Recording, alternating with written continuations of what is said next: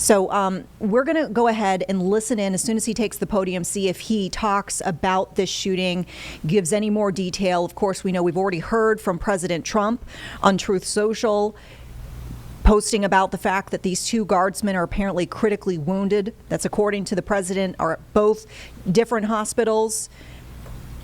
And there is one person in custody, once again, as you've heard. So just a little bit of a background, too, on this event. Obviously, this was all put into place before anything transpired in D.C. He's already set to speak for Thanksgiving on this topic, and let's go ahead and listen and see if he addresses the shooting now.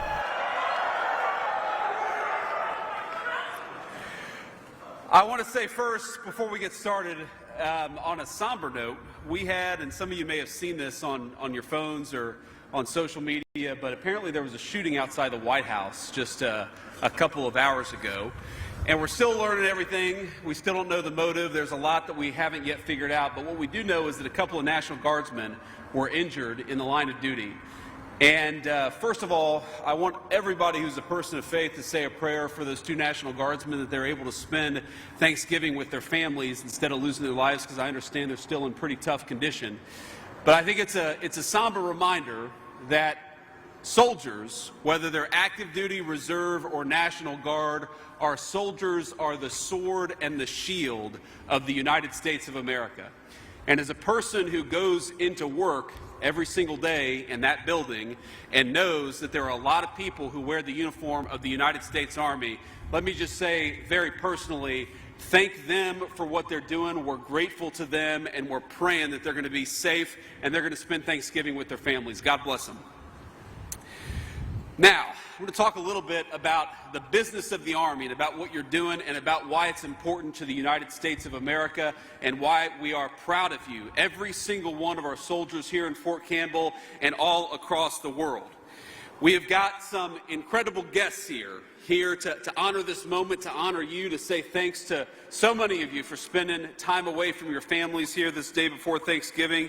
And I want to give just a few shout-outs to some of our special guests before we get started. First of all, to General Travis McIntosh and Command Sergeant Major Charles Walker, thank you guys for leading this incredible facility, and thank you for serving in the United States Army and making us proud. Where are you guys? Please stand up and be recognized. Thank you all.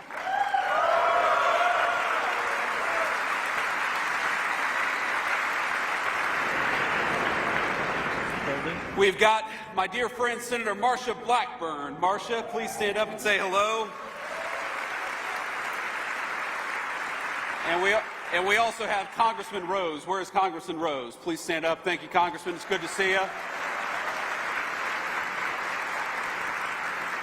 Now, I've got to, of course, thank my dear friend Bob Ritchie. You better know him as Kid Rock. But I want to say to my staff, I gave them one instruction, and that's that I don't have to follow a literal rock star before I give a speech.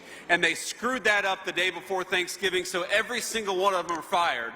But thank you to Bob Ritchie, Kid Rock, because he's not just a great musician, he's not just a great American, he is a person who loves the soldiers of the United States Army, and we are proud and grateful for Kid Rock for being here today.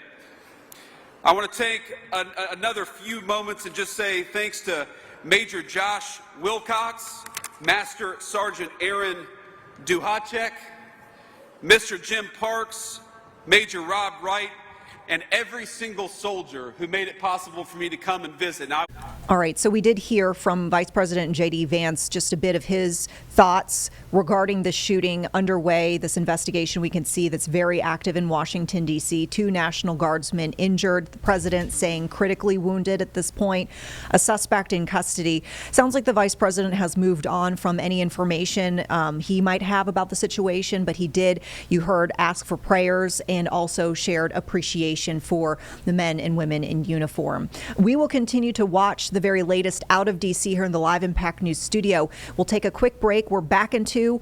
We'll jump back in with all that we've learned in that 2-minute break.